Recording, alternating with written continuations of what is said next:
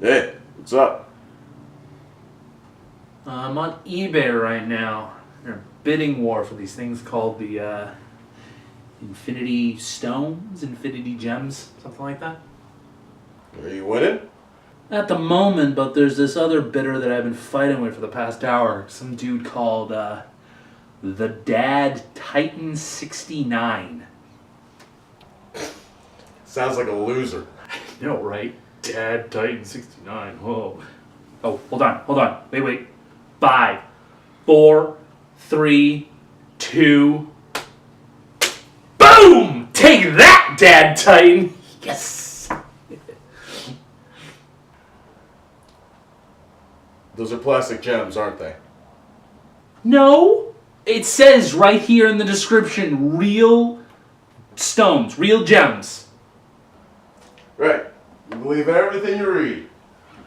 Chris, Got some oceanfront property in Arizona. Damn it!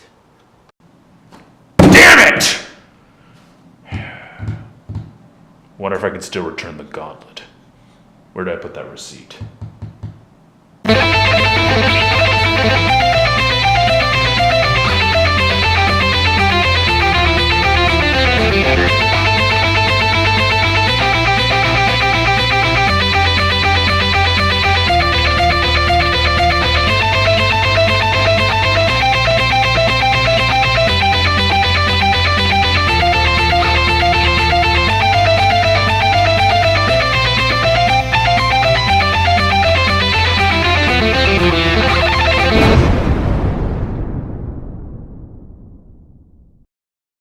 Hello, greetings and salutations, and welcome to Backlist Reviews. My name is Josh, and this is the place where we brush the dust off of our long boxes, take a look inside, and take out some of those issues of pop culture and media related to the world of comic books. Let's get started. To start off on our first video, we are going to review... Before we go over the meat and potatoes of the review, let me just give you the short view. The pros of the event. First of all, Thanos is an amazing villain from his creation, and just seeing an event where there are no repercussions by the end and everything gets wrapped up in a little bow for the most part of the end is just fun. The book is basically a fun romp. If you don't feel like thinking too hard about things and you don't really care that much about continuity, this is the event for you. All the characters are perfectly balanced with more of a leaning towards Thanos, but for a story like this, that's what you need. The villain should take center stage. And to balance him off is Adam Warlock, who, well, I'll get to that in a moment. Now, speaking of that, my cons. As I'll say later on in the video, Adam Warlock is a bit of a con, not by much. The character is great, but in this story, he just seems to drag the story down a bit. But again, it's a small nitpick about a wonderful event. And my other con for this event is the fact that it's very continuity heavy. Sometimes you need to know what happened before the event, and then sometimes it leaves you wanting to know what happens after the event. And the big problem with that is that Jim Starlin, though a very good writer, he's a little obsessed with infinity, and the stories start getting more and more complicated because there's really not a lot of places that you can get all of it together, and it kind of gets shuffled around, and it can leave you kind of confused of wondering what comes next and where to find that next issue what comes next. But in summation, as on its own, the event is wonderful and I highly recommend it. I give Infinity Gauntlet 5 stones out of 6. Now, let's get to the full review. Adam Warlock. His original appearance was in Fantastic Four number 66 in 1967. Now, at that point, he was called Him. And the reason he was called Him is because he was an actual science experiment created by this group of scientists called the Enclave, who wanted to create the perfect human. After that, after a brief tiff with Thor, he ran off and disappeared and did not make his next appearance until Marvel Premiere number 1 in 1972. In there, he ended up helping the High Evolutionary rescue his home from invaders. And as a gift, he was given the Soul Gem. And from that point on, Adam Warlock became connected to the Soul Gem.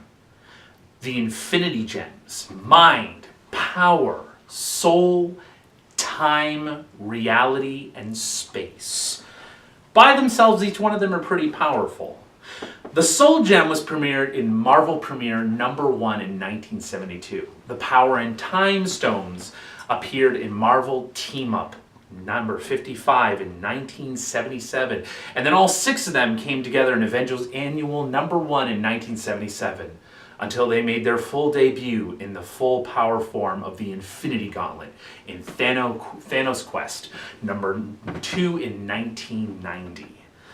Together they, like I said, form the Infinity Gauntlet, an insanely powerful item that could warp the very fabric of reality in space and time. And of course, this item falls into the hand of none other than the Mad Titan, Thanos. Now, Thanos was premiered in Iron Man number 55 in 1973. From there, he went on to become the villain of Captain Marvel before he was eventually used as the main antagonist in the Infinity Gauntlet. Now, the short review for Infinity Gauntlet that I have is it is an insanely fun ride. If you like stories that just completely break down the fabric of all reality and then by the end everything is tied back together in a nice little bow and everything goes on, then you'll love it. There are really no repercussions in this event. But I'm getting ahead of myself. Let's go into Infinity Gauntlet step by step of just how amazing this book is. Now, to go into some backstory, what happens is Thanos at one point in the past had died. And after that, at one point, Lady Death, the embodiment of death herself, wanted to balance the scales of reality because life was getting a little too out of control, and she wanted to balance it out. So, she brought back Thanos and gave him the insanely powerful item of the Infinity Gauntlet to balance those scales out. Now, Thanos has an interesting relationship with Death. He is infatuated with her. He loves her. He would do anything for her, which is what happens in this event. He goes on to give her what she wants. Now, at the beginning of this event, it's shown of Thanos using the gauntlet to give her what she wants. And he has Mephisto, Marvel's Satan, as his advisor. And he uses this gauntlet to show his love for Lady Death, but she is not really swayed toward him. I mean, a little bit even shows that she envies the power that he has. At one point, Silver Surfer talks to Doctor Strange after he and Drax went to Thanos to stop him before he got too powerful. And him and Drax were completely just annihilated. And Silver Surfer is found by Doctor Strange, and he talks to him. And he says to Doctor Strange, "No longer do the laws of nature bind him. His will can bend the very fabric of reality. He is all, and all there is now his to command. Thanos is now mightier than Death herself, more powerful than any force in the universe." Coming from Silver Surfer, that is quite a compliment. Even from the start of issue 1, Thanos shows off his power and his love for Lady Death by giving her whatever she wants. He gives her a palace floating in the middle of space that looks as though it's made out of a marble or bone. It's an amazing just castle floating in the middle of the universe. He resurrects his daughter Nebula just because he can, really. And then finally, the big event of issue 1. He extinguishes half of the life within the universe with a snap of his fingers. I mean, wow. You know? That is just amazing. And then the issue ends by showing off the return of Adam Warlock, Pip the Troll and Gamora, who up until this point had been living within the Soul Stone in a place called Soul World. Issue 2 starts with Adam Warlock meeting with Doctor Strange and Doctor Doom, who, obviously because of the disappearances of half the heroes within the Marvel Universe, it brings attention to Doctor Strange and Doctor Doom, who end up meeting, and Adam Warlock discusses what is happening. And in the end, he tells the heroes that he needs to lead them against Thanos. That is his one rule. Meanwhile, across the galaxy, Thanos brings his brother, Star Fox, to him, and ends up torturing Star Fox and Nebula just for shits and giggles, just for the fun of it. He extinguishes Star Fox's mouth, and then he just rends and twists and tortures. He literally twists and rends these two apart just for fun. Now, issue 2 really doesn't have that much going on. Basically, what I just told you is all that happened within that issue. Issue 3 begins with Adam Warlock assembling the big guns of the Marvel Universe, such as the Living Tribunal, basically the living embodiment of the universe itself, along with Eternity, who actually is the universe itself. People like the Grand Master, and the Collector, Master Order, and Lord Chaos, all of them, just the biggest guns of the Marvel Universe, come together to discuss what to do about the Mad Titan and his incredible power that he now has. Obviously, they have to do something. And in the end, Adam Warlock does convince them that they should attack Thanos to take the Gauntlet from him by force. Everyone agrees except for the biggest of the bigs, the Living Tribunal, and unfortunately Eternity. Oddly enough, though, Eternity later on in the issues does come back, but we'll get to that in a moment.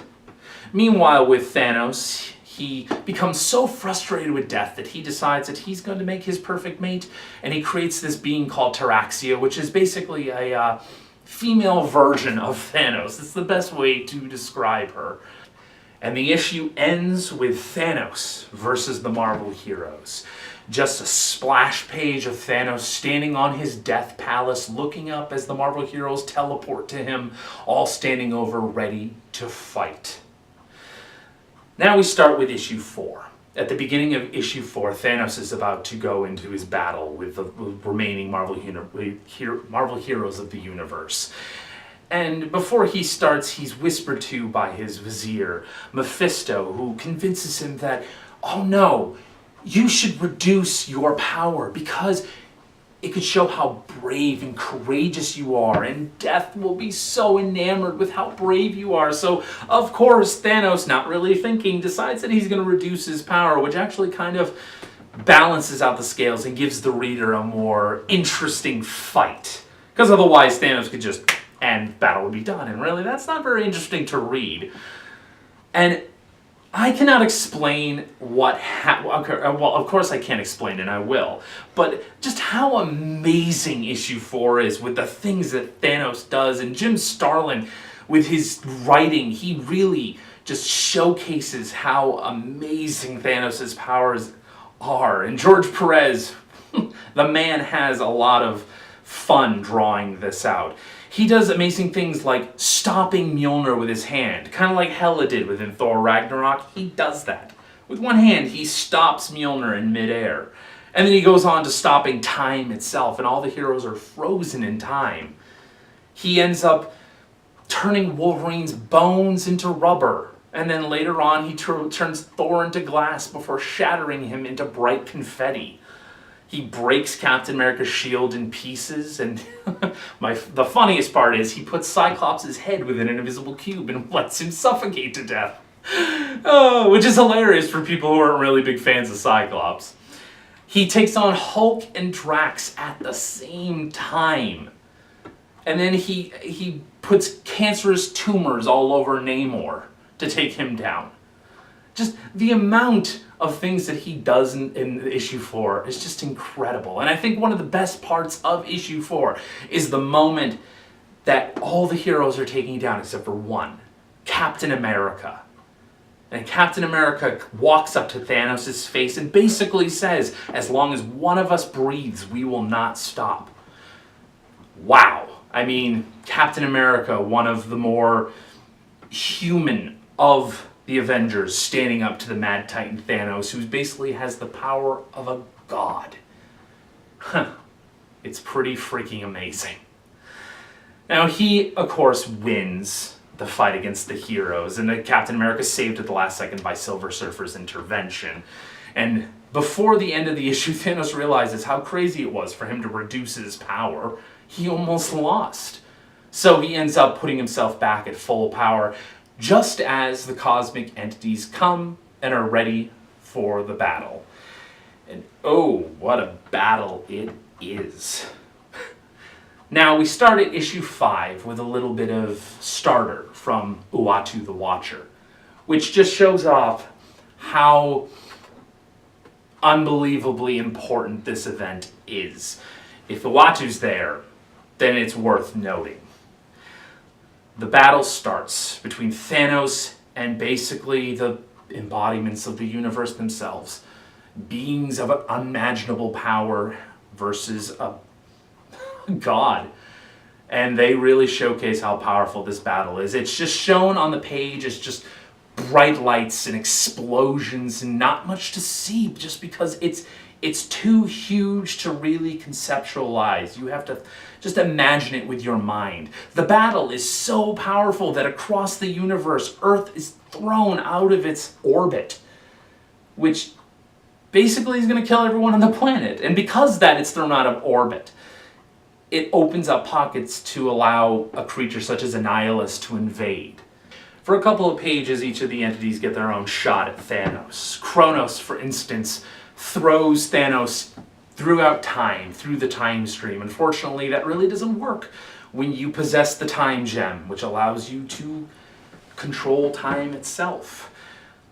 Chaos and Order try to dichotomize within Thanos a bit of twisting him apart, and he takes them down easily enough. And then there's all of a sudden these few panels where Thanos is like having a Gollum Smeagol moment where he's going back and forth about destroying them, and no, he shouldn't destroy them. And then he realizes that he's being twisted inside by the embodiments of love and hate.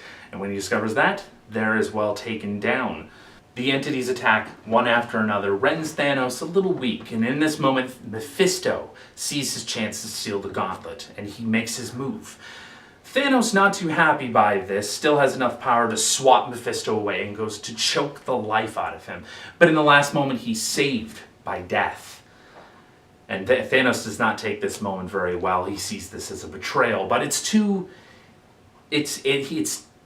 he doesn't have the time to really register this because all the entities come at the same time to attack him. And in the end, Thanos is able to defeat them without even really trying, and he renders them inert, basically frozen in time. And that's when the real big event starts, because, as I said earlier, Eternity comes to take on Thanos himself.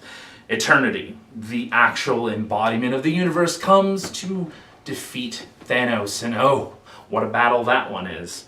But in the end, Thanos actually wins the battle, and he becomes Eternity.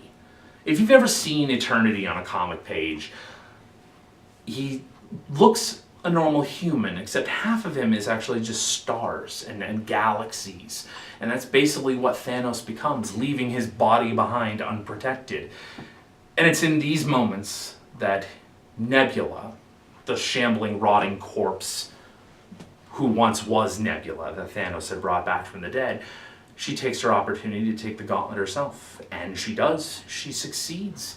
She brings herself back to life, and she defeats Thanos and kills Taraxia and throws him out into space to die.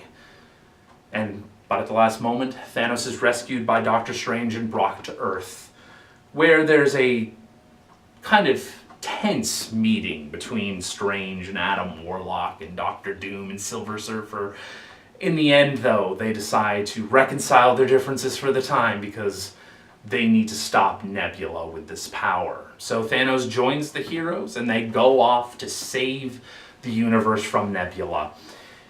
And yet again, The heroes are defeated by Nebula, but the last panel of this issue shows off Doctor Strange, Silver Surfer, Adam Warlock, and Thanos standing before Nebula ready to fight. Issue 6 starts with the final confrontation with Nebula versus Doctor Strange, Silver Surfer, Adam Warlock, and Thanos. And in these beginning moments, we realize that Nebula cannot see Adam Warlock for some reason. And the heroes use this to their advantage by some form of sign language that Adam Warlock communicates with Doctor Strange. And they use this to trick Nebula. But before this happens, Thanos goes to attack his daughter, and he is rendered unable to fight, being encased by the floor itself. Doctor Strange performs a bit of a spell, and they trick Nebula into rewinding time to back before Thanos ever got his hands on the Infinity Gauntlet. So thereby, all life in the universe is back to the way it should be, and everything is back to normal. Unfortunately, Nebula didn't really think this through, because that, of course, rendered her back into a shambling corpse. But it's not really taken very long, because she ends up turning herself back to normal. But her second mistake is the fact that by doing this, the cosmic entities are back into play. And again, another battle ensues between Nebula and the cosmic entities, but right before it starts, Adam Warlock goes for the gauntlet and he grabs it because he has a plan.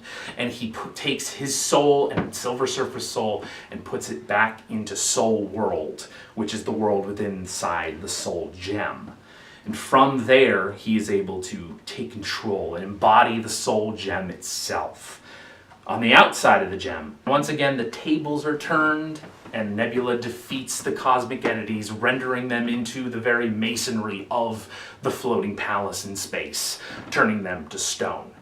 Meanwhile, on the inside of the Soul Gem in Soul World, as I said, Adam Warlock becomes one with it. And from there, he's able to reach out and communicate with the other Infinity Stones to short-circuit the gauntlet so it leaves Nebula's hand and falls to the ground. And in that moment, all the heroes come together once more to race to the gauntlet so Nebula or Thanos can't get their hands on it.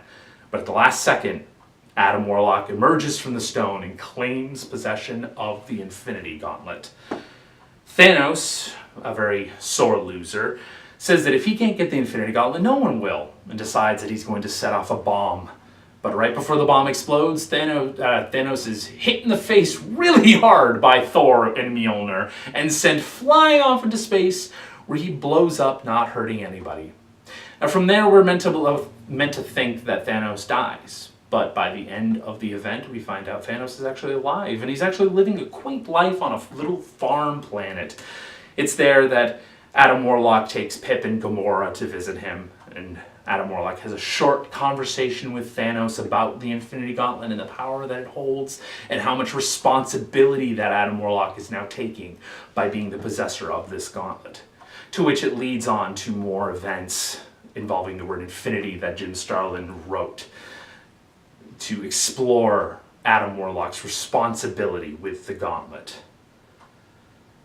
Now, that is the official full synopsis of everything that happens from issue 1 to issue 6. Now, as I said, this event is wonderful. If you're a fan of the early 90s Marvel comic books, you're going to love this one. If you haven't read it yet, you really should. It's kind of one of those required reading books. You really should pick this up and check it out. It is amazing, from the artwork and the writing. If you like an event that really has no repercussions and everything turns out smelling like roses at the end, you're going to love it. Me personally, I love seeing stories that have beings who are powerful enough to basically take the universe itself and mold it and shape it into whatever they want. It's just fun to see. I mean, come on. Wolverine's bones turning to rubber, Thor turning to glass. It's a fun, fun time.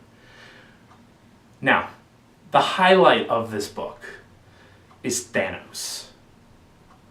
Before this, Thanos really didn't have a lot of appearances in comic books. Here and there, he had Thanos Quest. He was in Silver Surfer a bit, and as I said, he was the villain of Captain Marvel. But it's in this event, more than any other event, past or future, that he really shines, and you get to see how much fun he's having with this power, and just the whimsical nature that he takes with these abilities. He is the highlight of this book, and I know it's a little cliche to say the bad guy is the highlight. But in most stories, let's be honest, from theater to books, the bad guy is always the fun part, and in this case, he really is the fun part. The downside of this book, if I can really pick one, and it's very hard to pick one because this book is just so fun, but if I could pick one downside of this book, I would have to say Adam Warlock. Now, don't get me wrong, I love Adam Warlock. He is a great character. He's always fun to watch. I loved him in Dan Abnett and Andy Landing's run of Guardians of the Galaxy. But unfortunately, in this book, he's the wet blanket of the book. Thanos is the whimsical fun and maniacal ambition. And Adam Warlock is just so serious and dour that he just kind of drags it a little bit. But like I said, this book is amazing and it's very hard to pick a bad part. But if I had to, gun to my head, Adam Warlock is perhaps the one that really drags the book down. Now, the most memorable moment that I could think of this book is, again, those moments that I said, Wolverine's bones to rubber. Although I would have to pick as my favorite part of Cyclops' head with an invisible box. I mean, don't get me wrong, I like Cyclops. He's not one of my favorites, but I like him. But it's really funny just to see the cube around his head, and then in the background while other things are going on, he's suffocating to death. There's something slightly humorous about that, just happening in the background. Well, that is my review of Infinity Gauntlet in the run-up to Infinity War. Now, if what they take from this book would probably be, obviously, Thanos and the Gauntlet and the Infinity Stones, what else they take out of this, I don't know. I don't believe that in Infinity War we'll have the whimsy shaping and molding of the universe that the book had, but there's always a chance that if Thanos and the Infinity Gauntlet last to the end of this movie, maybe Avengers 4 will still have it, and we'll be able to see a little bit of that whimsy. Maybe Thanos will get the Gauntlet by Avengers 4. Who knows? It'll be really interesting to see. Well, that's all I have. This has been Backlist Reviews. If you liked this video and you want to see more like it, and you have some ideas of more comic books that you think we should review, or movies that you think we should review, comic book related, write down in the comments. Like, share, and subscribe. See ya.